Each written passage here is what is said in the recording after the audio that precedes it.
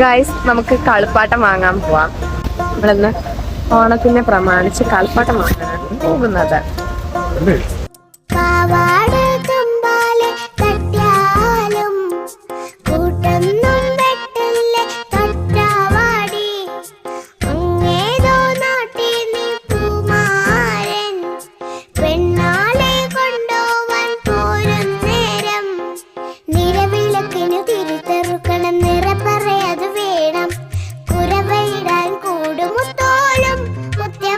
അപ്പോൾ നമ്മൾ കളിപ്പാട്ടങ്ങളെല്ലാം കാണിച്ചിട്ടുണ്ട്.